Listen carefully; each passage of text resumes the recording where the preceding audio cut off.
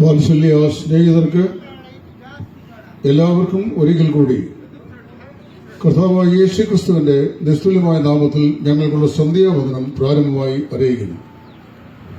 20-ാം നൂറ്റാണ്ട് ജന്മം കൊടുത്ത മസ്തിഷ്ക മല്ലന്മാരിൽ അധികായനും ഭാരതത്തിന്റെ രാഷ്ട്രപതിമാരിൽ ഒരുവനായിരുന്നവനുമായ ബഹുമാനപ്പെട്ട സർവേപ്പള്ളി രാധാകൃഷ്ണൻ അവരുകൾ അദ്ദേഹത്തിന്റെ അടുക്കൽ ഒരു യുവ സ്നേഹിതൻ ഞാൻ അങ്ങയുടെ ശിഷ്യൻ ആയിരിക്കാൻ ആഗ്രഹിക്കുന്നു എന്ന് പറഞ്ഞുകൊണ്ട് അദ്ദേഹത്തിന്റെ അടുക്കൽ വന്നു. അദ്ദേഹത്തിന്റെ അടുക്കൽ വന്നിട്ട് പറഞ്ഞു, വൈജ്ഞാനികനായ അങ്ങയുടെ ഒരു ശിഷ്യനായി എന്റെ ജീവിതം സമർപ്പിച്ച് ശിഷ്ടമുള്ള നാളുകളിൽ ഞാൻ ആ നിലയിൽ അറിയപ്പെടുവാൻ ആഗ്രഹിക്കുകയാണ്. അല്പനിമിഷങ്ങൾ ചിന്തിച്ച ശേഷം ബഹുമാനപ്പെട്ട സർവേപ്പള്ളി രാധാകൃഷ്ണൻ അവരുകൾ ഇപ്രകാരം പറഞ്ഞു, അങ്ങയുടെ ഗുരുവായിരിക്കുവാനുള്ള യോഗ്യത എനിക്കില്ല, അതുകൊണ്ട് എന്റെ ശിഷ്യനായിരിക്കുവാൻ അങ്ങേക്ക് സാധിക്കുകയില്ല എന്ന് പറഞ്ഞു.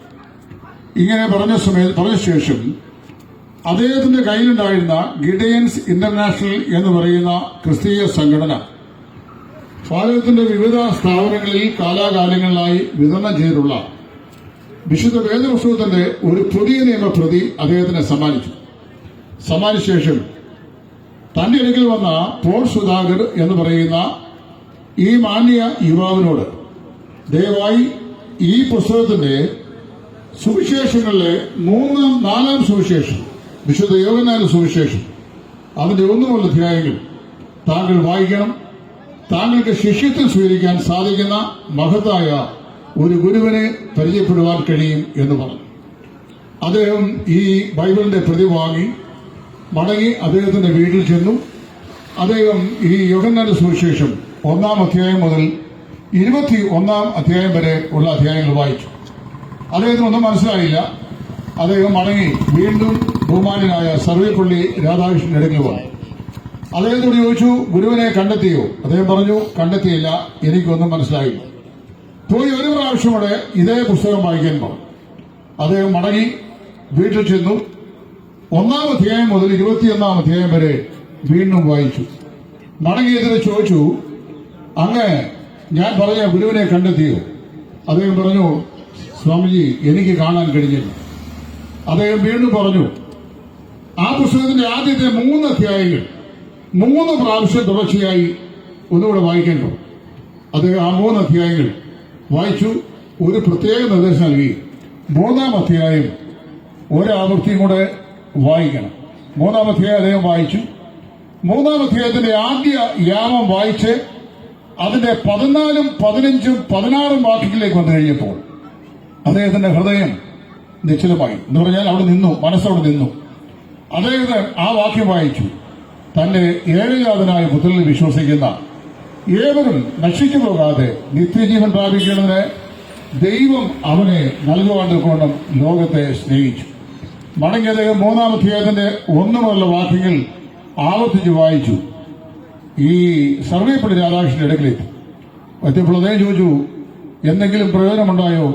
അദ്ദേഹം പറഞ്ഞു, അങ്ങ് പറഞ്ഞ ആ വിശ്വഗുരുവിനെ ഞാൻ കണ്ടെത്തി. അവൻ മറ്റാരുമല്ല, നസ്രയനായ യേശുവാണ്.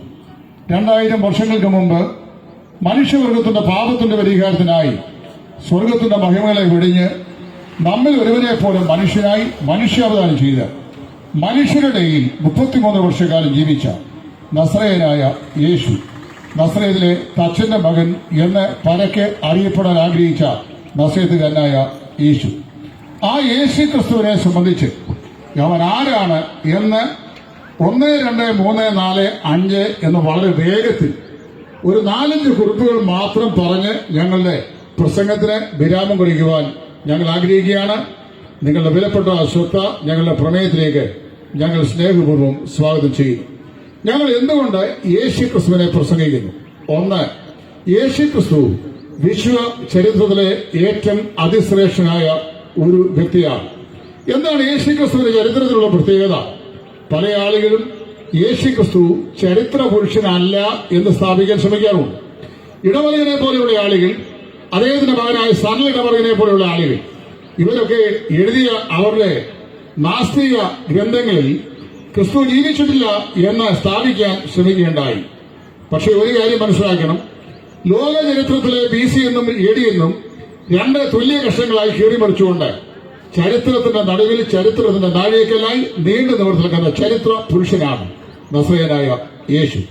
യേശു ക്രിസ്തുവിനെ കൂടാതെ വിശ്വചരിത്രം ചമയ്ക്കുക അസാധ്യം. ചരിത്രകാരനായ H.G. വെൽസ് അദ്ദേഹം പറയുന്നു, ഹിസ്റ്ററി ഈസ് ഹിസ് സ്റ്റോറി, ചരിത്രം അവന്റെ ചരിത്രമാണ്. And without him is no story at all, അവനെ കൂടാതെ ചരിത്രം എഴുതുവാൻ സാധിക്കുകയില്ല. ലോകത്തിന്റെ ചരിത്രം തന്നെ രണ്ടായി വിഭജിച്ചിരിക്കുന്ന യേശുക്രിസ്തു എന്ന് പറയുന്ന ഈ മഹത് ഗുരുവിനോടുള്ള ബന്ധത്തിലാണ്. നിങ്ങൾക്കറിയാമോ, നിങ്ങളൊരു പക്ഷേ അക്രൈസ്തവനായിരിക്കാം, നിങ്ങളോട് സുവിശേഷം പ്രസംഗിക്കുന്ന ഞാനൊരു ക്രിസ്തീയ വിശ്വാസിയായിരിക്കാം, നിങ്ങൾ ഇസ്ലാമിയോ ഹിന്ദുവോ അതുപോലെ തന്നെ ക്രൈസ്തവനോ ജൈനനോ ബൗദ്ധനോ ലോകത്തിലെ ഏത് മതവിശ്വാസപ്പെട്ട ആളുമാകട്ടെ, നിങ്ങൾ ഇന്ന് ജീവിക്കുന്ന AD 2025 എന്താണ് ആ പദം നമ്മെ ഓർപ്പിക്കുന്നത്? ആനി ഡെമോനി എന്ന് പറയുന്ന ഒരു ലാറ്റിൻ പദത്തിൽ നിന്നാണ് ഈ വർഷം ഉണ്ടാകുന്നത്. എന്ന് പറഞ്ഞാൽ in the year of our lord Jesus Christ എന്നാണ്. കർത്താവായ യേശു ക്രിസ്തുവിന്റെ കാല ചരിത്രം എന്നാണ് ആ രണ്ട് പദസമുച്ചയങ്ങളുടെ അർത്ഥസമ്പുഷ്ടി. പ്രിയമുള്ളവരെ, ഞാനിവിടെ ഓർപ്പിക്കാൻ ആഗ്രഹിക്കുന്ന വിഷയം, വിശ്വചരിത്രത്തെ രണ്ട് തുല്യ വിഷയങ്ങളായി കീറിമുറിച്ചുകൊണ്ട് ചരിത്രത്തിന് നടുവിൽ ചരിത്രത്തിന് നാഴികക്കല്ലായി നീണ്ടു നിവർത്തി നിൽക്കുന്ന ചരിത്ര കേസരിയാണ് കർത്താവായ യേശു. അപ്പൊ യേശു ക്രിസ്തു ജീവിച്ചിരുന്നിട്ടില്ല എന്ന് സ്ഥാപിക്കാൻ ലോകത്തിൽ ആർക്കും സാധിക്കുകയില്ല. എന്റെ കൈവശം ഒരു പുസ്തകമുണ്ട്. കൈവശം എന്ന് പറഞ്ഞാൽ എന്റെ വീട്ടിലെ ലൈബ്രറി. ആ പുസ്തകത്തിന്റെ തലക്കെട്ടിങ്ങനെയാണ്, ഹൂ മൂവ് ദ സ്റ്റോൺ, ആരാണ് ആ കല്ല് നീക്കിയത്. ഇത് എഴുതിയത് ലോക പ്രശസ്തനായ ഒരു സയന്റിസ്റ്റും അതുപോലെ ഒരു എഞ്ചിനീയറുമാണ്. നസറേയനായ യേശുവിനെ സംബന്ധിച്ച് എല്ലാ കഥകളും മിഥ്യയാണ്. യേശു ക്രിസ്തു ചരിത്രത്തിന്റെ ഭാഗമല്ല, ബൈബിളിന്റെ ചിത്രീകരണമാണ്.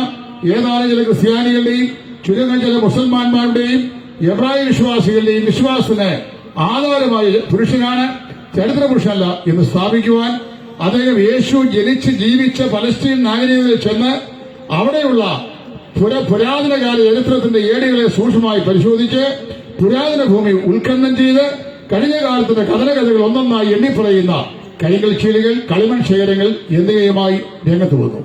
വന്ന ശേഷം യേശു ക്രിസ്തുവിന്റെ പുനരുത്ഥാനത്തെ സാധൂകരിച്ചുകൊണ്ട് അദ്ദേഹം ചമച്ച മനോഹരമായ ഗ്രന്ഥമാണ് ഹൂ മൂവ് ദ സ്റ്റോൺ. അദ്ദേഹം ക്രിസ്തു ജനിച്ചിട്ടില്ല, ക്രിസ്തു ചരിത്രപുരുഷനല്ല എന്ന് സ്ഥാപിക്കാനാണ് പോയത്. ഒടുവിൽ അദ്ദേഹം യേശു ക്രിസ്തുവിനെ രക്ഷിതാവും കർത്താവുമായി സ്വീകരിച്ച് ക്രിസ്തുവിനെ അനുഗമിക്കുന്ന ക്രിസ്തു അനുഗാമിയായി മാറ്റപ്പെട്ടു. എന്റെ പ്രിയമുള്ളവരെ, കർത്താവായ യേശു ക്രിസ്തു ചരിത്രത്തിലെ നിസ്തുലനായ പുരുഷ കേസരിയാണ്. രണ്ട്, യേശു ക്രിസ്തുവിന്റെ ജനനം ചരിത്രത്തിലെ ശ്രേഷ്ഠമായ ഒരു സംഭവമാണ്. ലോകത്തിൽ ഇന്ന് വരെ ജനിച്ച് ജീവിക്കുന്ന ഞാനും നിങ്ങളുമെല്ലാം കാലത്തിന്റെ പ്രവിശ്യകളിൽ മുൻനിർണയം കൂടാതെ നമ്മുടെ മാതാപിതാക്കളിൽ നിന്ന് ജനിച്ച് ലോകത്തിൽ വന്ന് നമുക്ക് ലഭിക്കപ്പെട്ട നാളുകൾ ജീവിച്ച് മരണത്താൽ മൺമറയപ്പെടുന്ന ആളുകളാണ്. നമ്മുടെ ആരുടെയും ജനനത്തെക്കുറിച്ച് മുൻകൂട്ടി ആരും തന്നെ പ്രഖ്യാപിച്ചിട്ടില്ല. എന്ന് പറഞ്ഞു കഴിഞ്ഞാൽ നമുക്ക് ഇന്ന വീട്ടിൽ ഇന്നയാളിന് ഇന്ന പേരിൽ ഇന്ന ഒരു മകൻ ജനിക്കുമെന്ന് ലോകത്തിലെ ഒരു ജ്യോത്സ്യനും ഒരു പ്രവാചകനും ആരും ആരെക്കുറിച്ചും പറഞ്ഞിട്ടില്ല. നമ്മുടെ മാതാപിതാക്കൾ വിവാഹിതരായി അവരുടെ കുടുംബജീവിതത്തില് അവർ ഒന്നിച്ച് ജീവിച്ചു. അവരുടെ ശാരീരിക ബന്ധത്താൽ അവർക്ക് സന്താനങ്ങളുണ്ടായി. അങ്ങനെ കാലഘട്ടത്തിന്റെ വിവിധ പ്രവിശ്യകളിൽ ജനിച്ച് ജീവിച്ച മാതാപിതാക്കൾക്ക് കാലാകാലങ്ങളിലായി ദൈവം തമ്പുരാൻ നൽകിയ ജനന പ്രക്രിയയിലുള്ള സമ്മതികളാണ് ഭൂമിയിലുള്ള എല്ലാ മനുഷ്യരും. ഞാനും നിങ്ങളുമെല്ലാം അങ്ങനെ തന്നെ. എന്നാൽ ഇവിടെ ഞങ്ങൾ പ്രസംഗിക്കുന്ന ഈ നസറേയനായ യേശു ഉണ്ടല്ലോ, അദ്ദേഹത്തിന്റെ ജനനത്തെക്കുറിച്ച് അദ്ദേഹം ജനിക്കുന്നതിന് നൂറ്റാണ്ടുകൾ മുമ്പ് തന്നെ അദ്ദേഹത്തിന്റെ ജനനത്തെക്കുറിച്ച് മുൻപ് കൂട്ടി പ്രഖ്യാപിച്ചിട്ടുണ്ട്. ആ പ്രഖ്യാപനം ആരാണ് ചെയ്തത് എന്ന് ചോദിച്ചു കഴിഞ്ഞാൽ ചരിത്രത്തിന്റെ വിവിധങ്ങളായ പ്രവിശ്യകളിൽ പ്രവാചക വരേണ്യന്മാരായി ലോകത്ത് രംഗപ്രവേശം ചെയ്ത പ്രവാചകന്മാരാണ് യേശു ക്രിസ്തുവിന്റെ ജന്മത്തെ മുൻകൂട്ടി പ്രഖ്യാപിച്ചത്. യെശയ്യാ പ്രവാചകന്റെ പുസ്തകം 7-ാം അധ്യായത്തിന്റെ 14-ാം വാക്യത്തിൽ BC 740 കാലഘട്ടങ്ങളിൽ യെരുശലേമിന്റെ രാജവീതിയിൽ നെടുകയും കുറയും നടന്നുകൊണ്ട് യഹൂദ ജാതിയോട് സുവിശേഷത്തിന്റെ സന്ദേശം അറിയിച്ച പ്രവാചകനായ യെശയ്യാ വിളിച്ചു പറഞ്ഞു, കന്യക ഗർഭിണിയായി ഒരു മകനെ പ്രസവിക്കും. അവൻ തന്നെ ജനത്തെ അവരുടെ പാപങ്ങളിൽ നിന്ന് മോചിപ്പാതിരിക്കൊണ്ട് അവന് യേശു എന്ന് പേർ വിളിക്കപ്പെടും. ഇത് പറഞ്ഞത് സുമാർ BC 740. അതേ പ്രവാചകൻ അദ്ദേഹത്തിന്റെ പ്രവാചക പുസ്തകത്തിന്റെ 9-ാം അധ്യായത്തിന്റെ 6-ാം വാക്യത്തിൽ ഇപ്രകാരം വിളിച്ചു പറഞ്ഞു: നമുക്കൊരു ശിശു ജനിച്ചിരിക്കുന്നു, നമുക്കൊരു മകൻ നൽകപ്പെട്ടിരിക്കുന്നു, ആധിപത്യം അവന്റെ തോളിലേക്കും, അവൻ അത്ഭുത മന്ത്രി, വീരനാൻ ദൈവം, നിത്യപിതാവ്, സമാധാന പ്രഭു എന്ന് പേർ വിളിക്കപ്പെടും. ആരെക്കുറിച്ച് യെശയ്യാ പ്രവാചകൻ ഈ വാക്യങ്ങൾ പറഞ്ഞുവോ ആ കർത്താവായ യേശു 740 സംവത്സരങ്ങൾ കാലചരിത്രത്തിൽ ഉണ്ടുമാറി കഴിഞ്ഞപ്പോൾ കന്യകയുടെ സുതനായി, കന്യക മറിയാമിൽ പുരുഷബന്ധം കൂടാതെ മനുഷ്യ ശിശുവായി ഈ ലോകത്തെ സന്ദർശിച്ചു. അവന്റെ ജന്മത്തിങ്കൽ ആകാശത്തിലെ മാലാകമാർ ഇങ്ങനെ പാടി: അത്യുന്നതങ്ങളിൽ ദൈവത്തിന് മഹത്വം, ഭൂമിയിൽ ദൈവപ്രസാദമുള്ള മനുഷ്യർക്ക് സമാധാനം. പ്രിയമുള്ളവരെ, ആ യേശുക്രിസ്തുവിന്റെ ജന്മത്തെക്കുറിച്ച് മുൻകൂട്ടി അറിയിക്കുവാൻ കന്യകയായ മറിയയെ സന്ദർശിച്ച ഗബ്രിയേൽ ദൂതൻ യെശയ്യാ പ്രവാചകൻ പറഞ്ഞ വാക്യഭാഗം ഉദ്ധരിച്ചവരെ കേൾപ്പിച്ചു. കന്യക ഗർഭിണിയായി ഒരു മകനെ പ്രസവിക്കും, അവന് ഇമ്മാനുവേൽ, അതായത് ദൈവം നമ്മോടുകൂടെ എന്ന് പേരാകും എന്ന് പ്രഖ്യാപിക്കുകയുണ്ടായി. ലോക ചരിത്രത്തിൽ ഇന്നുവരെ ജനിച്ച് ജീവിച്ച് മൺമറഞ്ഞിട്ടുള്ള, ഇനിയും ജനിക്കാനുള്ള ആരെയും സംബന്ധിച്ച് അവരുടെ ജന്മം മുൻകൂട്ടി പ്രഖ്യാപിച്ചിട്ടില്ല. കാലത്തിന്റെ നിയോഗമായി ലോകത്തിൽ ജനിച്ചു വീഴുന്ന ആളുകളാണ് ഞാൻ നിങ്ങളും. എന്നാൽ ഈ വിശ്വചരിത്രത്തിൽ മുൻകൂട്ടി ജനത്തെക്കുറിച്ച് അറിയിച്ച ഒരേ ഒരു വ്യക്തി കർത്താവായ യേശുവാണ്. അവൻ പറഞ്ഞിട്ടാണ് ഈ ലോകത്തിലേക്ക് വന്നത്. ഞാൻ ഏറ്റവും സ്നേഹിക്കുന്ന രാഷ്ട്രീയ നേതാക്കന്മാരിൽ ഒരാളായിരുന്നു ബഹുമാനനായ E.K. നായനാർ അവർ. E.K. നായനാർ അവർ ഫലത്തോടുകൂടി സംസാരിക്കുകയും സത്യസന്ധമായി നമ്മുടെ ഈ സംസ്ഥാനത്ത് ഭരണം നടത്തുകയും ചെയ്ത ഒരു രാഷ്ട്രീയ നേതാവാണ്. അദ്ദേഹത്തിന്റെ ഭരണകാലഘട്ടത്തിലാണ് ഇവിടെ സെൻട്രൽ ഗവൺമെന്റിന്റെ കാലഘട്ടത്തിലെ ടെലികോം മിനിസ്റ്ററായിരുന്ന ബഹുമാനായ രാജേഷ് പൈലറ്റ് ഈ കേരളം സന്ദർശിക്കുന്നത്. കേന്ദ്ര ക്യാബിനറ്റ് റാങ്കുള്ള രാജേഷ് പൈലറ്റ് ഈ സംസ്ഥാനം സന്ദർശിക്കുമ്പോൾ പ്രോട്ടോകോൾ അനുസരിച്ച് അദ്ദേഹം ഇവിടുത്തെ നിയമസഭയെ അല്ലെങ്കിൽ അധികാരസ്ഥന്മാര് മുഖ്യമന്ത്രിയെ അറിയിക്കണമായിരുന്നു. പക്ഷേ കേന്ദ്ര ക്യാബിനറ്റ് റാങ്കുള്ള അദ്ദേഹം സംസ്ഥാന ഗവൺമെന്റിനെ അറിയിക്കാതെ കേരളത്തിൽ വന്നു. ഇവിടെ വന്നപ്പോൾ അദ്ദേഹത്തിന് വേണ്ടത്ര നിലയിൽ ഉള്ള പോലീസ് പ്രൊട്ടക്ഷൻ ലഭിച്ചില്ല. മടങ്ങി കേന്ദ്രത്തിൽ ചെന്ന ശേഷം അദ്ദേഹം ബഹുമാനായ E.K. നായനാർ അവർക്ക് ഒരു കത്തെഴുതി: കേന്ദ്ര ക്യാബിനറ്റ് റാങ്കുള്ള ഞാൻ, ടെലികോം മിനിസ്റ്ററായി സേവനം ചെയ്യുന്ന ഞാൻ കേരളം സന്ദർശിച്ചപ്പോൾ എനിക്ക് മതിയായ പോലീസ് സംരക്ഷണം നൽകാതിരുന്നത് വലിയ തെറ്റായിപ്പോയിരുന്നു. അന്ന് ബഹുമാനായ E.K. നായനാർ അവർ ഒരു പ്രസ്താവന പറഞ്ഞ് ഇവിടുത്തെ എല്ലാ വർത്തമാന പത്രങ്ങളും, മലയാള മനോരമ, മംഗളം, കേരള കൗമുദി, എല്ലാ പത്രങ്ങളും ഫ്രണ്ട് പേജിൽ ആ വാർത്ത വ്യക്തമായി എഴുതി. പടച്ചവനാണെങ്കിലും പറഞ്ഞിട്ട് വേണം വരാൻ. ശരിയല്ലേ? ഈ പ്രപഞ്ചത്തെ കാണുന്ന ആടി ഊഴി നിബിഡമാക്കിയത് ബ്രഹ്മാണ്ഡ ഗതാഗത്തെ ഉണ്ടാകട്ടെ എന്ന ഉച്ചാരണങ്ങൾ ഉളവാക്കിയ സാക്ഷാൽ ദൈവം നമ്പുരാനാണെങ്കിലും എന്ത് ചെയ്യണം? പറഞ്ഞിട്ട് വേണം ഈ ഭൂമിയിലേക്ക് വരുവാൻ. അദ്ദേഹം പറഞ്ഞത് വലിയ ഒരു നഗ്നസത്യമാണ്. കൊരിന്ത്യർക്ക് എഴുതിയ 1-ാം ലേഖനം 15-ാം അധ്യായത്തിന്റെ ആദ്യത്തെ 3 വാക്യങ്ങളിൽ ധനിനായ പൗലോസ്ലീഹ, താർസോസിലെ പ്രസിദ്ധനായ ശൗൽ, അദ്ദേഹം കർത്താവായ യേശുവിനെ രക്ഷിതാവും കർത്താവുമായ ജീവിതത്തിൽ കൈക്കൊണ്ട് രക്ഷിതാവായി അവനെ അംഗീകരിച്ച് ജീവിതത്തിൽ ആത്യന്തികമായ പരിവർത്തനം സംഭവിച്ച് ക്രിസ്തുവിനെ ദ്വേഷിക്കവൻ ക്രിസ്തുവിനെ പ്രസംഗിതനായി പിൽക്കാലത്ത് വെളിപ്പെട്ടപ്പോൾ അദ്ദേഹം എഴുതി വയ്ക്കുകയാണ്: നമ്മുടെ കർത്താവായ യേശു ക്രിസ്തു തിരുവെഴുത്തുകൾ പ്രകാരം ജനിച്ചു, നമ്മുടെ കർത്താവായ യേശു ക്രിസ്തു തിരുവെഴുത്തുകൾ പ്രകാരം മരിച്ചു, നമ്മുടെ കർത്താവായ യേശു തിരുവെഴുത്തുകൾ പ്രകാരം 3-ാം നാൾ ഉയർത്തെഴുന്നേറ്റു. പ്രിയപ്പെട്ടവരെ, ഉണ്ടാകട്ടെ എന്ന ഉച്ചാരണം കൊണ്ട് ആഴിയെയും ഊഴിയെയും നിർമ്മിച്ച വലിയനായ ദൈവം നമ്പുരാൻ ഇതാ ഞാൻ വരുന്നു എന്ന് പറഞ്ഞുകൊണ്ട് നൂറ്റാണ്ടുകളിലൂടെ പ്രവാചക വരേണ്യന്മാർ കൂടെ ലോകത്തെ മുന്നറിയിച്ച തിരുവെഴുത്തിന്റെ നിവർത്തി എന്ന നിലയിൽ ലോകത്തിൽ ജനിപ്പാൻ പോകുന്നു എന്ന് ലോകത്തെ അറിയിച്ച ശേഷം ലോകത്തെ സന്ദർശിച്ച ഏക പുരുഷനാണ് ഞങ്ങൾ പ്രസംഗിക്കുന്ന നസറേയനായ യേശു. അതാണ് പൗലോസ് പറയുന്നത്. അവൻ എഴുതപ്പെട്ടിരിക്കുന്ന തിരുവെഴുത്തുകളുടെ നിവർത്തിയായി ജനിച്ചു, എഴുതപ്പെട്ട തിരുവെഴുത്തുകളുടെ നിവർത്തിയായി അവൻ ജീവിച്ചു, എഴുതപ്പെട്ട തിരുവെഴുത്തുകളുടെ നിവർത്തിയായി അവൻ മരിച്ചു, എഴുതപ്പെട്ട തിരുവെഴുത്തുകളുടെ നിവർത്തിയായി അവൻ 3-ാം ദിവസം ഉയർത്തെഴുന്നേറ്റു. അപ്പോൾ മുന്നെഴുതപ്പെട്ടിരിക്കുന്ന തിരുവെഴുത്തുകളുടെ നിവർത്തി എന്ന നിലയിൽ കാലചരിത്രത്തിൽ വിശ്വചരിത്രത്തിൽ മനുഷ്യനായി അവതരിച്ച്, മനുഷ്യനായി ജീവിച്ച്, മനുഷ്യനായി മരിച്ച്, അടക്കപ്പെട്ട് ഉയർത്തെഴുന്നേറ്റിരിക്കുന്നവനാണ് കർത്താവായ യേശു. അപ്പോൾ യേശു ക്രിസ്തുവിന്റെ ജനനം, അദ്ദേഹം നിസ്തുല്യമായി ജനിച്ച വ്യക്തിയാണ്. 3, അദ്ദേഹത്തിന്റെ ജീവിതം നിസ്തുല്യമായിരുന്നു. എന്താണ് യേശു ക്രിസ്തുവിന്റെ ജീവിതത്തിന്റെ പ്രത്യേകത? ലോകത്തിൽ ഇന്ന് വരെ ജനിച്ച നാം എല്ലാവരും പാപികളാണ്. വിശുദ്ധ ബൈബിൾ പറയുന്നു, ഒരു വ്യത്യാസമല്ല, എല്ലാവരും പാപികളാണ്. എല്ലാ മതവിശ്വാസങ്ങളും മനുഷ്യൻ പാപിയാണ് എന്ന് സമ്മതിക്കുന്നുണ്ട്. മനുഷ്യൻ പാപിയല്ലെങ്കിൽ ഇവിടെ പോലീസ് സ്റ്റേഷന്റെ ആവശ്യമില്ല. മനുഷ്യൻ പാപിയല്ലെങ്കിൽ ഇവിടെ കോടതിയുടെ ആവശ്യമില്ല. മനുഷ്യൻ പാപിയല്ലെങ്കിൽ ഈ പറയപ്പെട്ട സംവിധാനങ്ങളൊന്നും മനുഷ്യരുടെ ആവശ്യമില്ല. ഇവിടെ മാവേലി നാടുവാണ് കാലത്തെ പോലെ ഏകോദര സോദരങ്ങളായി നീതിയും സമാധാനവും സന്തോഷവും സമൃദ്ധിയും സമ്പന്നതയും അനുഭവിക്കുന്ന ആളുകളായി ജീവിക്കുവാൻ നമുക്ക് സാധിക്കും. നമ്മുടെ ദൈനംദിന ജീവിതത്തിൽ നാം കാണുകയും കേൾക്കുകയും വായിക്കുകയും അറിയുകയും ചെയ്യുന്ന സംഭവ വികാസങ്ങളെല്ലാം മനുഷ്യൻ പാപിയാണ് എന്ന് ഉച്ചൈസ്വരം പ്രഖ്യാപിക്കുകയാണ്. പ്രിയമുള്ളവരെ, ഞാൻ ഓർപ്പിക്കട്ടെ, മനുഷ്യൻ പാപിയാണ്. ഞാൻ നിങ്ങളെല്ലാം ജനിച്ചിരിക്കുന്ന പാപികളായിട്ടാണ്. ഇസ്ലാം മതത്തിൽ ബഹുമാനായ മുഹമ്മദ് നബി ഇപ്രകാരം ഖുർആനിൽ പറഞ്ഞിട്ടുണ്ട്: മാനവചരിത്രത്തിൽ മനുഷ്യകുലത്തിൽ മനുഷ്യനായി ജനിച്ച ഏതെങ്കിലും ഒരു വ്യക്തി ഇബ്ലീസിനാൽ തൊടപ്പെടാത്തതായി ഉണ്ടെങ്കിൽ അത് മറിയമിന്റെ മകനായ നസ്രയത്തുകാരനായ യേശു മാത്രമാണ്. എന്ന് പറഞ്ഞു കഴിഞ്ഞാൽ നസ്രയനായ യേശു വഴിയെ സ്ത്രീയുടെ സന്തതിയായി ലോകത്തിൽ ഇന്ന് വരെ ജനിച്ച എല്ലാ ആളുകളും പാപികളാണെന്നാണ്. പാപത്തിന്റെ ലാഞ്ചന ലെവലേഷമില്ലാതെ വിശ്വചരിത്രത്തിൽ മറിയയിൽ നിന്ന് സ്ത്രീയിൽ നിന്ന് മനുഷ്യയായി ജനിച്ച ഒരേ ഒരു പുരുഷകേസരി നസ്രയനായ യേശു അവന്റെ ജീവിതത്തിൽ അവൻ നിസ്തുലനായിരുന്നു. തന്നെ പരക്കെ വിമർശിച്ച പരീക്ഷപക്ഷത്തിന്റെയും ശാസ്ത്രികളുടെയും മുമ്പാകെ അദ്ദേഹം നെഞ്ചു പുലർത്തി നിന്നുകൊണ്ട് ഇപ്രകാരം ചോദ്യം ചോദിച്ചു: നിങ്ങൾ ആർക്കെന്നെ പാപത്തെക്കുറിച്ച് ബോധം വരുത്തുവാൻ കഴിയും? ഞാനിവിടെ നിന്നുകൊണ്ട് ഈ സ്ഥലത്ത് നിന്നിട്ട് നിങ്ങളിൽ ആർക്കെന്നെ പാപത്തെക്കുറിച്ച് ബോധം വരുത്താൻ കഴിയുമെന്ന് പറഞ്ഞു കഴിഞ്ഞാൽ എന്നെ കേൾക്കുന്ന നിങ്ങൾ സമ്മതിക്കുകയില്ല. നിങ്ങൾ പറയും, ഞങ്ങളെക്കാൾ ഒട്ടും വിശേഷത നിങ്ങൾക്കില്ല, ഞങ്ങളെക്കാൾ ഒട്ടും ശ്രേഷ്ഠത താങ്കൾക്കില്ല, താങ്കൾ ഞങ്ങളെപ്പോലെ ഒരു മനുഷ്യനാണ്, താങ്കളും ഭാവിയാണെന്ന് പറയും. കാരണം എന്റെ വാക്കുകളിൽ, എന്റെ പ്രവൃത്തികളിൽ, എന്റെ ചിന്തകളിൽ, എന്റെ നിരൂപണങ്ങളിൽ, എന്റെ എല്ലാ മാനസിക മണ്ഡലങ്ങളിലെ പ്രവൃത്തികളിലും പാപമുണ്ട്. എന്നാൽ പാപം അല്പം പോലും പാപത്തിന്റെ ലാഞ്ചന ലെവലേഷൻ പോലും ഏൽക്കാത്ത പുരുഷ കേസരിയായിരുന്നു നസ്രയനായ യേശു. ആ യേശു സദൈര്യം ചോദിച്ചു: നിങ്ങൾ ആർക്കെന്നെ പാപത്തെക്കുറിച്ച് ബോധം വരുത്തുവാൻ കഴിയും? സമയത്തിന്റെ പരിമിതി കൊണ്ട് ഞാൻ ഈ വിഷയം വലിച്ചു നീട്ടുവാൻ ആഗ്രഹിക്കുന്നില്ല. കമ്പിവാചകം പോലെ പറഞ്ഞു അവസാനിപ്പിക്കാൻ ആഗ്രഹിക്കുകയാണ്.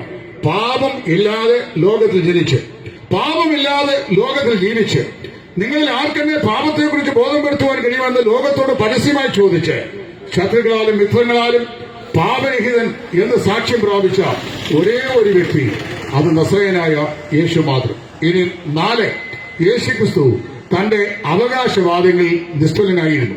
എന്തായിരുന്നു യേശുക്രിസ്തുവിന്റെ അവകാശവാദം? 7 അവകാശവാദങ്ങൾ യേശുക്രിസ്തു പറഞ്ഞതായി ഒരു സുവിശേഷങ്ങൾ ഏർപ്പെടുത്തിയിട്ടുണ്ട്.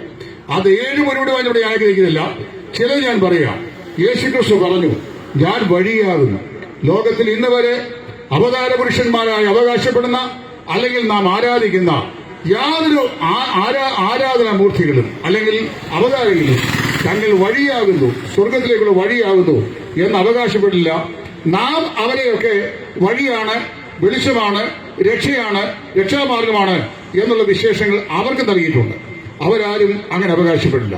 ശ്രീമൂർത്തി ഒരിക്കലും പറഞ്ഞില്ല ഞാൻ വെളിച്ചമാണെന്ന്. അതുപോലെ ലോകത്തിലെ മതനേതാക്കന്മാരാരും പറഞ്ഞില്ല ഞാൻ വഴിയാണ്, ഞാൻ ആത്യന്തികമായ സത്യമാണ് എന്ന്. എന്നാൽ ഞങ്ങൾ പ്രസംഗിക്കുന്ന യേശുക്രിസ്തു അതേ ഇപ്രകാരം അവകാശപ്പെട്ടു: ഞാൻ തന്നെ വഴിയും സത്യവും ജീവനുമാകുന്നു. 2, യേശു പറഞ്ഞു സ്വർഗത്തിലേക്കുള്ള ഏക മാർഗം ഞാനാണ്. ഞാൻ മുഖാന്തരമല്ലാതെ ആർക്കും സ്വർഗരാജ്യത്തിൽ പ്രവേശിക്കാൻ സാധിക്കുകയില്ല. യേശു പറഞ്ഞു ഞാൻ ആടുകളുടെ വാതിലാണ് എന്ന് പറഞ്ഞ രക്ഷയ്ക്കുള്ള ഏക മാർഗം ഞാനാണ്. യേശു പറഞ്ഞു ഞാൻ തന്നെ പുനരുത്ഥാനവും ജീവനുമാകുന്നു. അതായത് മരണത്തിന്റെ മേൽ ജയഭരി മുഴക്കുവാൻ കഴിയുന്ന, മരണത്തെ എന്നേക്കുമായി കീഴ്പ്പെടുത്തി പരാജയപ്പെടുത്തി മരണത്തിന്റെ മേൽ ജയം ഭരിക്കുവാൻ കഴിയുന്ന ഏക വ്യക്തി ഞാനാണ്. ഇങ്ങനെ ലോകത്തിൽ ഏതെങ്കിലും മതനേതാക്കന്മാർ കാലത്തിന്റെ ഏതെങ്കിലും ചരിത്രത്തിൽ ഒരിക്കലെങ്കിലും അവകാശപ്പെട്ടതായി നിങ്ങൾക്ക് ചൂണ്ടിക്കാണിക്കാൻ കഴിയുമോ? യേശുക്രിസ്തു തന്റെ അവകാശവാദികളിൽ നിസ്തുലനായിരുന്നു. ഇനി അടുത്ത ഞാൻ പറയാൻ ആഗ്രഹിക്കുന്നത് യേശുക്രിസ്തുവിന്റെ ഉപദേശങ്ങളും അവകാശവാദികളും പോലെ തന്നെ യേശുക്രിസ്തുവിന്റെ മരണത്തിലും അവൻ നിസ്തുലനായിരുന്നു. നാം എല്ലാവരും ഒരു ദിവസം ഇവിടെ മരിക്കുന്നു. മരിക്കാതിരിക്കാൻ ആർക്കും കഴിയുകയില്ല. മരിക്കാതിരിക്കാൻ എത്രമാത്രം ശ്രമം ചെയ്താലും മരണം ഒരിക്കലും നമ്മെ സന്ദർശിക്കും. ഞങ്ങളുടെ ദേശത്ത്, ഞാൻ ഇടയാറുള്ളക്കാരനാണ്, ആറമ്പ സ്വദേശിയാണ്, ക്ഷേത്രത്തിന് തൊട്ടടുത്താണ്. അവിടെ ജീവിച്ചിരുന്ന സാധു കൊച്ചുകുഞ്ഞു ഉപദേശം പറഞ്ഞ ഒരു ഉപദേശം ഉണ്ടായിരുന്നു. അദ്ദേഹം ആ കാലത്തിൽ എഴുതി വെച്ചു. അന്ന് ബഹുനില കെട്ടിടങ്ങളില്ല. പച്ചമണ്ണ് ഉരുട്ടി കട്ടയുണ്ടാക്കിയ കട്ട കൊണ്ട് വീടുകൾ പണിത് ഓലപ്പുര മേഞ്ഞ മനുഷ്യൻ പാർക്കുന്ന സാമ്പത്തികമായ ഇന്നത്തെ പുരോഗതി പ്രാപിക്കാത്ത ആ പ്രാചീന കാലം. അന്ന് അദ്ദേഹം എഴുതി വെച്ചു, വണ്ണം പെരുത്താലും മണ്ണിനെറിയാകും, കണ്ണിന്റെ ഭംഗിയോ മായ കൊട്ടാരമായാലും വിട്ടേ മതിയാവൂ, കോട്ടയ്ക്കകത്തേക്ക് മൃത്യു ചെല്ലും, 10,000 നില പൊക്കിപ്പണിഞ്ഞാലും അതിന്റെ ഉള്ളിലും മൃത്യു കയറി ചെല്ലും. അത് നിങ്ങൾക്കറിയാമല്ലോ. 2011 അമേരിക്കയിലെ സാമ്പത്തിക വ്യവസ്ഥയുടെ ഹൂങ്കാര പ്രതാപമായി ആകാശത്തേക്ക്, അതായത് അമ്പലത്തെ ചുംബിച്ചുകൊണ്ട് ഉയർന്നു നൽകുന്ന 2 twin buildings, world trade centre, ലോക വ്യാപാര കേന്ദ്രം, അത് തകർക്കപ്പെട്ട സമയത്ത് 1.25 മണിക്കൂർ കൊണ്ട് അത് ഈ പടുകൂറ്റൻ ബിൽഡിംഗ് രണ്ടും ചിതാഭസ്മമായി മാറി. 2 എയർപ്ലെയിനുകൾ അതിലേക്ക് ഇടിച്ചു കയറി. വളരെ സുരക്ഷിതമായി നിർമ്മിക്കപ്പെട്ടിരിക്കുന്ന ഈ പടുകൂറ്റൻ കെട്ടിടങ്ങൾ വെന്തെരിഞ്ഞ് ചണ്ടിക്കൂമ്പാരമായി മാറി. മനുഷ്യന്റെ സാങ്കേതിക വിദ്യ അതിനെ സംരക്ഷിക്കാൻ പര്യാപ്തമായിരുന്നില്ല. മനുഷ്യന് അമ്പലചുംബികളായ സൗരങ്ങൾ ഉണ്ടാക്കി ആകാശത്തിന്റെ അയറായി ചെന്ന് അന്യഗ്രഹങ്ങളിൽ പാർക്കാം എന്ന നിലയിൽ ആകാശത്തോളം എത്തുന്ന ഗോപുരങ്ങൾ കെട്ടിപ്പണിതാലും അതിന്റെ ഉള്ളിലും മൃത്യുവിന് അനായാസന പ്രവേശമുണ്ടെന്നാണ് പാട്ടുകാരൻ പാടിയത്. മരണത്തിന് എത്തിപ്പിടിക്കാൻ കഴിയാത്ത ഒരിടവുമില്ല. വെള്ളത്തിലും വായുവിലും കരയിലും മനുഷ്യൻ സഞ്ചരിക്കുന്ന ഏത് മാർഗങ്ങളിലും മരണം അവനിൽ നിന്ന് വിദൂരമല്ല. ഏത് സമയത്തും മനുഷ്യൻ മരണത്തിന് വിധേയപ്പെടാം. നമ്മുടെ കർത്താവായ യേശു ഈ ലോകത്തിൽ മനുഷ്യനെ യോജിച്ച് മരണത്തിന് വിധേയപ്പെട്ടവനാണ്. മരണം ഒരിക്കൽ ജനിക്കുന്ന ഏത് മനുഷ്യനും അഭിമുഖീകരിക്കേണ്ടി വരുന്നൊരു യാഥാർത്ഥ്യമാണ്. ഞാൻ നിങ്ങൾ അതിനെ അഭിമുഖീകരിച്ചേ മതിയാവുകയുള്ളൂ. മരിക്കാതിരിക്കാൻ ഒരിക്കലും കഴിയുകയില്ല. മരിക്കാതിരിക്കാൻ കഴിയുമെങ്കിൽ ജനിക്കാതിരിക്കണം. ജനിച്ചാൽ മരണം തീർച്ചയാണ്. നമുക്കത് സമയം മാത്രമേ അറിയാൻ കഴിയാതിരിക്കുന്നുള്ളൂ. പ്രിയമുള്ളവരെ, ഒരു ദിവസം ഞാൻ നിങ്ങൾ മരിക്കും. ഒരു കാര്യം മനസ്സിലാക്കണം, ഞാനിക്കും നിങ്ങൾക്കും മരിക്കാൻ ഇഷ്ടമുണ്ടായിട്ട് മരിക്കുകയല്ല. പക്ഷേ മരണം നമ്മുടെ ഒരു വിധിയാണ്. നമ്മൾ ആ ഫെയ്ത്തിനെ അംഗീകരിച്ചേ മതിയാവൂ. ഒരു 8-10 വർഷം മുമ്പ് പെടലി വേദനയ്ക്ക് ചികിത്സ ചെയ്യാൻ ഞങ്ങളുടെ ഒരു ആശുപത്രിയായ തിരുവല്ല മെഡിക്കൽ ഹോസ്പിറ്റലിൽ ഞാൻ പോയി അഡ്മിറ്റായി. എന്റെ തൊട്ടടുത്ത വീട്ടിൽ 101 വയസ്സ് പ്രായമുള്ള കിഴക്കമ്പൂത്തൂർ പ്രദേശിയായ ഒരു പിതാവിനെ അഡ്മിറ്റ് ചെയ്തു. 101 വയസ്സുള്ള ആ പിതാവിന്റെ ചർമ്മങ്ങളെല്ലാം പ്രായത്തിന്റെ ആധിക്യം കൊണ്ട് ചുക്കി ചുളുങ്ങിയിരുന്നു. അദ്ദേഹത്തിന് IV കുത്താൻ വേണ്ടി അടുത്ത് വന്ന നേഴ്സ് സിറിഞ്ചെടുത്ത് ഇദ്ദേഹത്തിന്റെ കയ്യിലേക്ക് കുത്താൻ തുടങ്ങുമ്പോൾ തൊട്ടിപ്പുറത്തെ വീട്ടിൽ ഞാനാ കിടക്കുന്നത്. ഈ അപ്പച്ചൻ ചോദിക്കുക ആ നേഴ്സിനോട്, മോളെ ഞാനെങ്ങാനും മരിച്ചു പോകുമോ? എനിക്ക് 101 വയസ്സ് പ്രായമുണ്ട്. എനിക്കത് പ്രസംഗമായി പിന്നെ മാറി. 101 വയസ്സുള്ള ആളിനും മരിക്കാൻ ഇഷ്ടമില്ല. ഗതികേട് കൊണ്ട് മരണം നമ്മെ സമീപിക്കുമ്പോൾ മരണമെന്ന വാതിലൂടെ മറുകരയിലേക്ക് നാം പാലായനം ചെയ്തു എന്ന് മാത്രമേ ഉള്ളൂ. അപ്പൊ നമ്മളെല്ലാവരും ഇവിടെ ജീവിക്കാൻ വന്നവരാണ്. പക്ഷെ ഗതികേട് കൊണ്ട് മരിക്കുന്നു. അങ്ങനെ മരണത്തിന് ഇരയായി ഞാൻ നിങ്ങൾ മാറ്റപ്പെടുന്നു. എന്നാൽ ലോക ചരിത്രത്തിൽ മരിക്കാൻ വേണ്ടി മാത്രം ജനിച്ച മനുഷ്യനേ ഉള്ളൂ. അതാരാണ്? ഞങ്ങൾ പ്രസംഗിക്കുന്ന ക്രിസ്തുവാണ്. യേശു ക്രിസ്തു ലോകത്തിൽ വന്ന എന്താണെന്നറിയാമോ? മരിക്കാൻ വേണ്ടിയാണ്. അതായത് യേശു ക്രിസ്തുവിന്റെ ജനനത്തിന്റെ ലക്ഷ്യം എന്ന് പറയുന്നത് മനുഷ്യന്റെ പാപത്തിന്റെ പരിഹാരത്തിന് വേണ്ടി പാപം ചുമന്നൊഴിച്ച് മരിക്കുക എന്നുള്ളതാണ്. അപ്പൊ മറ്റുള്ള എല്ലാ ആളുകളും പാപത്തിന്റെ ഫലമായി മരിച്ച് മാറ്റപ്പെടുമ്പോൾ മനുഷ്യന്റെ പാപത്തിന്റെ പരിഹാരത്തിനായി മരിക്കുക എന്ന ലക്ഷ്യത്തോടെ ലോകത്തിലേക്ക് സ്വർഗത്തിൽ നിറങ്ങി വന്നവനാണ് കർത്താവായ യേശു. ആ യേശു 2000 വർഷങ്ങൾക്ക് മുമ്പ് മനുഷ്യവർഗത്തിന്റെ പാപപരിഹാരത്തിനായി കാൽവരിലെ ക്രൂശിൽ മരിച്ചു. റോമൻ സൈന്യം അവരെ പിടിച്ചു. യഹൂദ പരിശീലനം അവനെ റോമാക്കാർക്ക് ഏൽപ്പിച്ചു കൊടുത്തു. അവരവരെ വിലങ്ങി വെച്ചു. അവരെ കൂട്ടിക്കൊണ്ട് അന്നത്തെ ഗലീലയുടെ ഗവർണറായിരുന്ന പീലാത്തോസിന്റെ അധികാര കസേരയുടെ മുമ്പിൽ കൊണ്ട് നിർത്തി. അന്നത്തെ മതത്തിന്റെ ആചാര്യന്മാരായിരുന്ന മഹാപുരോഹിതന്മാരും അതുപോലെ യഹൂദിയ ദേശത്തിന്റെ അധിപതിയായിരുന്ന ഹേരോദാവും അതുപോലെ ഗലീലിയ പ്രവിശ്യയുടെ ഗവർണറായിരുന്ന പീലാത്തോസും തിരിച്ചും മറിച്ചും അവരെ വിസ്തരിച്ചു. മരണയോഗ്യമായതൊന്നും അവനെ കണ്ടില്ല എങ്കിലും ഒടുവിൽ മരണത്തിനായി ശിക്ഷ വിധിച്ച് മരക്കുരിശിന്മേൽ ക്രൂശിപ്പാൻ അവരെ ഏൽപ്പിച്ചു കൊടുത്തു.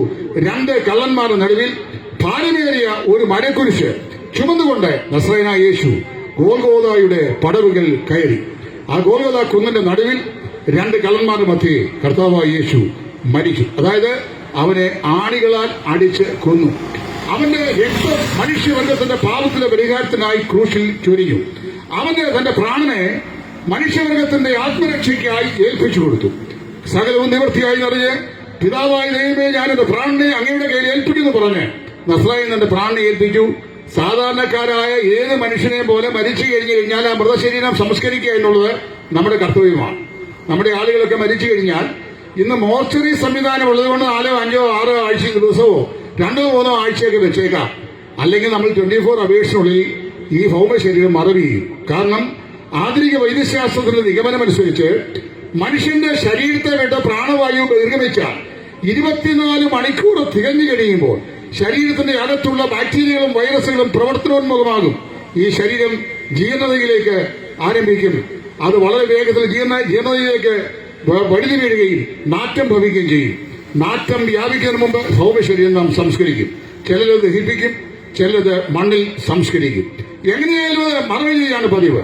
നസ്രയനായ യേശുവിനെയും യേശുവിന്റെ 2 രഹസ്യ ശിഷ്യന്മാരായിരുന്ന അരിമത്യയിലെ യോസേഫ് എന്ന് പറയുന്ന മന്ത്രിയും നിക്കോദിമോസ് എന്ന് പറയുന്ന യേശുവിനെ രാത്രി സന്ദർശിച്ച ശിഷ്യനും അവരിരുവരും കൂട്ടി യഹൂദന്മാരുടെ ശവസംസ്കാര ആചാരപ്രകാരം 100 റാത്തിൽ സുഗന്ധദ്രവ്യങ്ങളുടെ അകമ്പടിയോടെ അവന്റെ ഭൗമശരീരം ഈ മന്ത്രിയായിരുന്ന അരിമത്യയിലെ യോസേഫിന്റെ കുടുംബത്തിന് വേണ്ടി അദ്ദേഹം പാറയിൽ വെട്ടിയുണ്ടാക്കിയ ഒരു കല്ലറയിൽ ആ ഭൗമശരീരം സംസ്കരിക്കും. അതിന്റെ വാതിക്കൽ 2000 കിലോഗ്രാം തൂക്കം വരുന്ന ഭാരമേറിയ കല്ല് ഉരുട്ടി വെച്ചു. അധികാരത്തിന്റെ മുദ്ര കൊണ്ട് ആ കല്ലറ അത് മുദ്രയിട്ടു. മാത്രമല്ല, ഈ യേശുവിനെ ക്രൂശിച്ച ശേഷവും അവനെ ക്രൂശിപ്പാൻ ഏൽപ്പിച്ചു കൊടുത്ത പരീക്ഷപക്ഷം അവനെ പിന്മാറുവാൻ തയ്യാറായില്ല. അവൻ ഗലീലയുടെ അധിപനായിരുന്ന പീലാത്തോസ് എടുക്കുന്നത് പറഞ്ഞു, അല്ലയോ യജമാനെ, ഞങ്ങൾക്കൊരു ആഗ്രഹം കൂടിയുണ്ട്. എന്താണ് ആഗ്രഹം? പീലാത്തോസ് ചോദിച്ചു. അവർ പറഞ്ഞു, ഈ ചതിയനായ മനുഷ്യൻ, ശ്രദ്ധിക്കണം, ഡിസീവർ, ഈ ചതിയനായ മനുഷ്യൻ ജീവിച്ചിരിക്കുമ്പോൾ ഇങ്ങനെ പറഞ്ഞിട്ടുണ്ട്, നിങ്ങളെന്നെ ക്രൂശിച്ചു കൊന്നാൽ 3 നാൾ കഴിയുമ്പോൾ ഞാൻ ഉയർത്തെഴുന്നേൽക്കും. ഒരു പക്ഷെങ്കിൽ രാത്രിയിൽ നിശയുടെ നിശബ്ദതയിൽ അവന്റെ അരിമ ശിഷ്യന്മാർ വന്ന് അവന്റെ ഭൗമശരീരം ഈ കല്ലറയിൽ നിന്ന് അടകരിച്ചുകൊണ്ട് പോയ ശേഷം അവൻ ഉയർത്തെഴുന്നേറ്റു എന്ന് പറഞ്ഞു കിടത്തിയാൽ ഒടുവിലത്തെ ചതി ആദ്യത്തിനേക്കാൾ വഷളാകാൻ സാധ്യതയുണ്ട്. അതുകൊണ്ട് എന്ത് ചെയ്യണം? അദ്ദേഹം പറഞ്ഞു, നിങ്ങൾ പോയി ഞാൻ കാവൽ കൊടുത്ത് തരാം, നിങ്ങൾ കല്ലറ ഉറപ്പാക്കിക്കൊള്ളുമെന്ന് പറഞ്ഞു. അങ്ങനെ തീവട്ടി പന്തവുമേന്തി കുന്തവും കയ്യിൽ പിടിച്ചുകൊണ്ട് നസ്രയനായ യേശു അടക്കപ്പെട്ട കല്ലറയിൽ നിന്ന് ഉയർത്തെഴുന്നേറ്റ് താൻ മുൻകൂട്ടി പറഞ്ഞു ഒരു വരാതിരിപ്പാൻ ഈ കാവൽപ്പടയാളികൾ അവന്റെ കല്ലറ കാവൽ ചെയ്തു.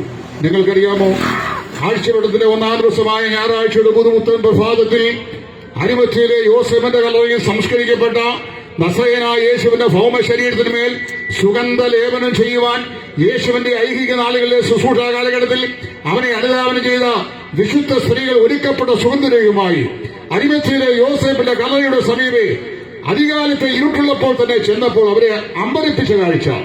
കല്ലറയുടെ വാതിക്കലിന് കല്ല് ഉരുട്ട് നീക്കിയിരിക്കുന്നു. 2 കാവൽ നിന്ന പടയാളികൾ നിദ്രയിൽ അമർന്നിരിക്കുന്നു. കല്ലറ തുറന്നു കിടക്കുന്നു. കല്ലറയുടെ അകത്തും തലക്കിലും കാൽക്കലുമായി 2 ദൂതന്മാർ ശുഭ്രവസ്ത്രധാരികളായിരിക്കുന്നു. അവിടെ ഭാവത്തിൽ വിശാല മനസ്സോട് നിൽക്കുന്ന സ്ത്രീകളെ നോക്കി ആ ദൂതന്മാർ ഇങ്ങനെ ചോദിച്ചു, നിങ്ങൾ ആരെ അന്വേഷിക്കുന്നു? അവര് ചോദിച്ചു, ഞങ്ങൾ നസ്രയനായ യേശുവിനെ തന്നെ. അവർ പറഞ്ഞു, അവൻ ഇവിടെയില്ല, അവൻ മരിച്ചവരുടെ നിന്ന് ഉയർത്തെഴുന്നേറ്റിരിക്കുന്നു. പ്രിയമുള്ളവരെ, ലോക ചരിത്രത്തിൽ ഇന്ന് വരെ എത്ര മതാചാര്യന്മാർ, എത്ര തത്വചിന്തകന്മാർ, എത്രയോ രാഷ്ട്രീയ മീമാംസകൾ, എത്രയോ വിദ്യാഭ്യാസ വീക്ഷണന്മാർ, എത്രയോ ഭിഷഗ്വരന്മാർ കാലാകാലങ്ങളായി ജനിച്ച് ജീവിച്ചിട്ടുണ്ട്. പ്രാചീന തത്വശാസ്ത്രത്തിന്റെ ഈച്ചിലും അറിയപ്പെടുന്ന പുരാതന ഗ്രീസിലെ ഏതൻസിൽ ജനിച്ച മഹാനായ സോക്രട്ടീസ്, അദ്ദേഹത്തിന്റെ ശിഷ്യനായ പ്ലിനി, അദ്ദേഹത്തിന്റെ ശിഷ്യനായ പ്ലേറ്റോ, ഇന്ത്യയിലെ ബാദരായണൻ, ലോകം കാലാകാലങ്ങളായി ജന്മം കൊടുത്ത മസ്തിഷ്ക ആചാര്യന്മാർ, അവരെല്ലാവരും അതാത് കാലങ്ങളിൽ തങ്ങൾ ജനിച്ച് ജീവിച്ച് മരിച്ച മൺകൂടാരങ്ങളിൽ ഇന്നും അവരുടെ ഭൗമശരീരം മൺമറഞ്ഞു കിടക്കുമ്പോൾ ആഴ്ചവെടുത്തിന്റെ 1-ാം ദിവസമായ പുതുപുത്തൻ പ്രഭാതത്തിൽ യേശുവിന്റെ കല്ലറയ്ക്കൽ സുഗന്ധ ലേപനം ചെയ്യുവാൻ അടുത്തിരുന്ന സ്ത്രീകൾ കേട്ട ശബ്ദം, അവനിവിടെയില്ല, he is not here, he is risen from the dead. അവനിവിടെയില്ല, അവൻ മരിച്ചവരിന്ന് ഉയർത്തെഴുന്നേറ്റിരിക്കുന്നു. മരണത്തിലും ക്രിസ്തു നിസ്തുലനായിരുന്നു, ജനത്തിൽ ക്രിസ്തു നിസ്തുല്യൻ, ജീവിതത്തിൽ യേശു ക്രിസ്തു നിസ്തുല്യൻ, ഉപദേശങ്ങളിൽ യേശു നിസ്തുല്യൻ, അവകാശവാദങ്ങളിൽ യേശു നിസ്തുല്യൻ, മരണത്തിലും യേശു നിസ്തുല്യൻ. നിങ്ങൾക്കറിയാമോ, ഭാരതത്തിന്റെ കവയത്രിയായിരുന്ന സരോജിനി നായിഡു ചരിത്രത്തിന്റെ തങ്കത്താളികളിൽ എഴുതി വെച്ചിരിക്കുന്ന ഒരു ചരിത്രരേഖ ഭാരതത്തിലുണ്ട്. 1947 ആഗസ്റ്റ് മാസം 15-ാം തീയതി ബ്രിട്ടീഷ് ആധിപത്യത്തിൽ നിന്ന് രക്തരഹിത സമരാങ്കണത്തിലൂടെ ബ്രിട്ടീഷുകാരെ ഇന്ത്യയിൽ നിന്ന് തുരത്തി ഭാരതത്തിന് സ്വാതന്ത്ര്യം നേടിത്തന്ന നമ്മുടെ രാഷ്ട്രപിതാവായ ബഹുമാനപ്പെട്ട മഹാത്മാഗാന്ധി. അദ്ദേഹം ഗുജറാത്തിലെ പോർബന്തറിൽ ജനിക്കുമെന്നും പ്രാഥമിക വിദ്യാഭ്യാസം ഗുജറാത്തിൽ ചെയ്യുമെന്നും അവിടെ നിന്ന് അദ്ദേഹം സൂര്യനസ്തമിക്കാത്ത ബ്രിട്ടീഷ് സാമ്രാജ്യത്തിലെ ഇംഗ്ലണ്ട് എന്ന് പറയുന്ന വിശാലമായ പട്ടണത്തിൽ സ്ഥിതി ചെയ്യുന്ന കേംബ്രിഡ്ജിൽ പോയി ഭാരത് ലോയ്ക്ക് പഠിക്കുമെന്നും അവിടെ നിന്ന് അദ്ദേഹം മടങ്ങി ഇന്ത്യയിൽ വരുമെന്നും അദ്ദേഹം സർദാർ വല്ലഭായി പട്ടേൽ, നെഹ്റുജി മുതലായ ആളുകളെ സംഘടിപ്പിച്ച് ക്വിറ്റ് ഇന്ത്യ പ്രമേയത്തിന് പാസാക്കുമെന്നും ബ്രിട്ടീഷുകാർക്കെതിരായി അദ്ദേഹം രക്തരഹിത വിപ്ലവത്തിന് നേതൃത്വം നൽകുമെന്നും 1947 ആഗസ്റ്റ് മാസം 15-ാം തീയതി ബ്രിട്ടീഷിന്റെ അധികാരത്തിന്റെ മുൾമുനയിൽ നിന്ന് ഭാരതത്തെ മോചിപ്പിക്കുമെന്നും 1948 ജനുവരി മാസം 30-ാം തീയതി വൈകിട്ട് 5 മണിക്ക് പതിവ് പോലെ ബിർള മന്ദിരത്തിലേക്ക് പ്രാർത്ഥനയ്ക്കായി പോകുമ്പോൾ അദ്ദേഹം തോക്കിനിരയായി മരിക്കുമെന്നും ഇവിടുത്തെ വാരഫലം ആഴ്ചതോറും ഇടപെടാതെ എഴുതിവിടുന്ന മനോരമയിലെ വാരഫല ജ്യോത്സ്യന്മാരോ അല്ലെങ്കിൽ ഇന്ത്യയിലെ വലിയ പണ്ഡിതന്മാരായ ജ്യോത്സ്യന്മാരോ മുൻകൂട്ടി അത് പ്രവചിച്ചിരുന്നെങ്കിൽ ഞാൻ ചിന്തിക്കുന്നത് മഹാത്മജി ഒരു പക്ഷെങ്കിൽ അന്നത്തെ പ്രാർത്ഥന വേണ്ട എന്ന് വെക്കുമായിരുന്നു. അദ്ദേഹം എന്ത് ചെയ്തു? മരിച്ചു. അതൊരു വെള്ളിയാഴ്ചയാണ് സംഭവിച്ചത്. അദ്ദേഹത്തെ രാജഘട്ടിൽ അടക്കി എന്ന് പറഞ്ഞാൽ അദ്ദേഹത്തിന്റെ ചിതാഭസ്മം രാജഘട്ടിൽ സംസ്കരിച്ചു. ഞായറാഴ്ചയുടെ മുതുപുത്തൻ പുലരയിൽ ഭാരതത്തിന്റെ കവയിത്രി അറിയപ്പെടുന്ന ബഹുമാനപ്പെട്ട സരോജിനി നായിഡു അവർ രാജഘട്ടിലെ മഹാത്മജിയുടെ ശവകുടീരത്തിന്റെ സമീപം ചെന്നു ഉച്ചത്തിൽ നിലവിളിച്ചു, അല്ലയോ ബാപ്പുജി, അങ്ങ് മരിച്ചത് ഒരു വെള്ളിയാഴ്ചയാണ്. അങ്ങിന്ന് അടക്കപ്പെട്ടിട്ട് 3-ാം ദിവസമാകുന്നു. ചരിത്രത്തിലൊരു പുരുഷനെ എനിക്കറിയാം, നസ്രയനായ യേശു. അവൻ മരിച്ചത് ഒരു വെള്ളിയാഴ്ചയാണ്. അരിമത്തിയിലെ യോസേഫിന്റെ കല്ലറയിലാണ് അവനെ സംസ്കരിച്ചത്. എന്നാൽ 3-ാം ദിവസം അരിമത്തിയിലെ യോസേഫിന്റെ കല്ലറയുടെ വാതിക്കൽ ഉരുട്ടിവെച്ചിരുന്ന ഭാരമേറിയ കല്ല് ഉരുട്ടിമാറ്റിക്കൊണ്ട് റോമാ സാമ്രാജ്യത്തിന്റെ അധികാരത്തിന്റെ മുദ്രയെ ഭേദിച്ചുകൊണ്ട് കാവൽപ്പടയാളികളെ കുന്തമേന്തിയ കാവൽപ്പടയാളികളെ നിദ്രയിൽ അമർത്തിക്കൊണ്ട് നസ്രായൻ ഉയർത്തെഴുന്നേറ്റു. അങ്ങ് അടക്കപ്പെട്ടിട്ടും 3-ാം ദിവസമാകുന്നു. ഉയർത്തെഴുന്നേറ്റ് വന്നാലും മരണത്തെ ജയിച്ചാലും ഭാരതത്തെ നയിച്ചാലും പ്രാർത്ഥിച്ചു. സരോജിനി നായിഡുവിന്റെ പ്രാർത്ഥനാ മന്ത്രങ്ങൾ ഇന്നും ഈ ഭാരതത്തിന്റെ അയറായിൽ ആകാശപത്തി ഇങ്ങനെ അത് അലയടിച്ചുകൊണ്ടേയിരിക്കുന്നു. മഹാത്മാഗാന്ധിയുടെ ചിതാഭസ്മം ഇന്നും പഴയ രാജഘട്ടിൽ നിദ്ര കൊള്ളുന്നു. എന്നാൽ ഞങ്ങൾ പ്രസംഗിക്കുന്ന നസ്രയനായ യേശു 3-ാം ദിവസം ഉയർത്തെഴുന്നേറ്റ് 40 നാളുകൾക്ക് ശേഷം സ്വർഗാരോഹണം ചെയ്ത് സ്വർഗത്തിലേക്ക് കയറിപ്പോയി. ഞങ്ങൾ നിങ്ങളോട് അറിയിച്ച ഈ വ്യക്തി കർത്താവായ യേശു ജനനത്തിൽ നിസ്തുലനാണ്, ജീവിതത്തിൽ നിസ്തുലനാണ്, അതുപോലെ അവകാശവാദികൾ നിസ്തുലനാണ്, ഉപദേശത്തിൽ നിസ്തുലനാണ്, മരണത്തിൽ നിസ്തുലനാണ്, പുനരുദ്ധാനത്തിലും നിസ്തുലനാണ്. ആ ക്രിസ്തു ഇങ്ങനെ പറഞ്ഞു, ഞാൻ നിങ്ങൾക്കായി സ്ഥലമൊരുക്കാൻ പോകുകയാണ്. ഞാൻ പോയി സ്ഥലമൊരുക്കിയാൽ ഞാനിരിക്കുന്ന അതേ ഇടത്തിൽ നിങ്ങളെയും ഞാൻ ചേർത്തുകൊള്ളും. കാലാകാലങ്ങളിലായി ഈ നസറേയനായ യേശുവിനെ, നിസ്തുല്യ പ്രഭാവാനായ ഈ രക്ഷകനെ, ഈ ഏകലോക രക്ഷകനെ ജീവിതത്തിന്റെ രക്ഷിതാവും കർത്താവുമായി സ്വീകരിച്ച് പാപങ്ങളുടെ മോചനം പ്രാപിച്ച് വീണ്ടും ജന്മം പ്രാപിച്ച് ദൈവമക്കളായി തീരുന്ന ആളുകളെ ചേർക്കുവാൻ കർത്താവായ യേശു എത്രയും വേഗം വരുവാൻ പോകുകയാണ്. മഹാരാജാവിന്റെ ആഗമനത്തിൽ അവനോടുകൂടെ എടുക്കപ്പെടുവാൻ നിങ്ങളെ ക്ഷണിക്കേണ്ടതിനാണ് ഞങ്ങളും ഇന്ന് ഇവിടെ വന്ന് കണ്ടുക്ഷോഭം ചെയ്യുന്നത്. അതായത് ഞങ്ങളാരും ഏതെങ്കിലും മതത്തിന്റെ പ്രചാരകരല്ല. ക്രിസ്തുമതം ഒരു മതമല്ല. ക്രിസ്തുമതം ആരെയും രക്ഷിക്കുകയില്ല, ഒരു മതവും ആരെയും രക്ഷിക്കുകയില്ല. എന്നാൽ കർത്താവായ യേശുവിന് നിങ്ങളെ രക്ഷിക്കുവാൻ കഴിയും. ആകയാൽ പ്രിയപ്പെട്ടവരെ, ഞങ്ങൾ ഒരു കാര്യം ഓർപ്പിക്കട്ടെ, മരണം സുനിശ്ചിതമാണ്. അത് നമ്മുടെ ജീവിതത്തിന്റെ വിധിയാണ്. എന്നാൽ മരണം ജീവിതത്തിന്റെ അവസാനമല്ല, മറുലോകത്തുള്ള ജീവിതത്തിലേക്കുള്ള ഒരു പ്രവേശന കവാടമാണ്. ഈ പ്രവേശിക്കുകയും ജീവിതത്തിന്റെ അന്ത്യത്തിൽ മരണത്തിന്റെ തണുത്ത് വിറങ്ങലിച്ച കരങ്ങൾ നിങ്ങളെ സ്പർശിക്കുമ്പോൾ എങ്ങോട്ടായിരിക്കും നിങ്ങളുടെ ജീവിതയാത്ര? നിത്യ നാശത്തിലേക്കോ അതോ നിത്യമായ സന്തോഷത്തിലേക്കോ? ഏത് തെരഞ്ഞെടുക്കണം എന്ന് തീരുമാനിക്കേണ്ടത് നിങ്ങളാണ്. ഒന്നെങ്കിൽ ക്രിസ്തുവിനെ രക്ഷകനായി കൈക്കൊണ്ട് നിങ്ങളുടെ പാപങ്ങൾക്ക് മോചനം പ്രാപിച്ച് നിത്യജീവന്റെ പങ്കാളികളായി നിത്യസ്വർഗം കർത്താവിനോട് തിരഞ്ഞെടുക്കുക. അതല്ല, മനഃപൂർവ്വമായി ഈ സുവിശേഷം കേട്ടിട്ടും നിങ്ങൾ ഈ സുവിശേഷ സന്ദേശത്തെ അവഗണിച്ച വിശുദ്ധ വേദപുസ്തകം ഇങ്ങനെ പറയുന്നു, ദൈവപുത്രനെ ചവിട്ടിക്കളയുകയും ദൈവം വിശുദ്ധീകരിച്ച നിയമരക്തത്തെ മല്ലെന്ന് നിരൂപിക്കുകയും കൃപയുടെ ആത്മാവിനെ നിരാകരിക്കുകയും ചെയ്തവൻ എത്ര കഠിനമേറിയ ശിക്ഷയ്ക്ക് പാത്രീഭവിക്കും എന്ന് അറിഞ്ഞുകൊള്ളുക. അതുകൊണ്ട് വിശുദ്ധ വേദപുസ്തകം പറയുന്നു, തന്റെ ഏകജാതനായ പുത്രനിൽ വിശ്വസിക്കുന്ന ഏവനും നശിച്ചു പോകാതെ നിത്യജീവൻ പ്രാപിപ്പാൻ ദൈവം ലോകത്തെ അത്രയ്ക്ക് സ്നേഹിച്ചു.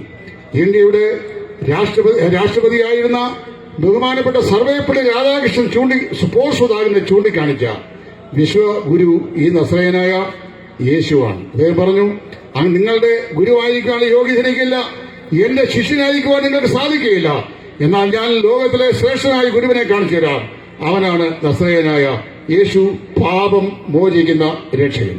ഈ കർത്താവായ യേശു ക്രിസ്തുവിലേക്ക് നിങ്ങളെ വിശ്വാസത്താൽ അവനെ കൈക്കൊണ്ട് അവൻ മുഖാന്തരം സൗജന്യമായി നൽകുന്ന ഈ ആത്മരക്ഷയുടെ അംശികളായി നിങ്ങൾ തീരുവാൻ ദൈവത്തിന്റെ മാറ്റമില്ലാത്ത സ്നേഹത്തിൽ ഞങ്ങൾ നിങ്ങളെ ഒരിക്കൽ കൂടി മാടി വിളിച്ചുകൊണ്ട്, അല്ല നിങ്ങൾ ഈ സുവിശേഷ സന്ദേശം അവഗണിച്ചാൽ ആർക്കും ആർക്കും ആർക്കും ഒരിക്കലും നിങ്ങളെ രക്ഷിക്കാൻ കഴിയാത്ത നിത്യ നരകാഗ്നിയിലേക്ക് മാത്രമേ നിങ്ങൾ അവസാനം ചെന്നെത്തുകയുള്ളൂ ഭയനിർദ്ദേശം നിങ്ങളെ ആവർത്തിച്ചോർപ്പിച്ചുകൊണ്ട് കർത്താവായ യേശുവിനെ രക്ഷിതാവായി സ്വീകരിക്കണമേ എന്ന് അപേക്ഷിച്ചുകൊണ്ട് നിങ്ങൾക്ക് നന്ദി പറഞ്ഞുകൊണ്ട് ഞങ്ങളുടെ വാക്കിൽ ഇവിടെ നിർത്തുന്നു. ദൈവം നിങ്ങളെ ഏവരെയും അനുഗ്രഹിക്കട്ടെ.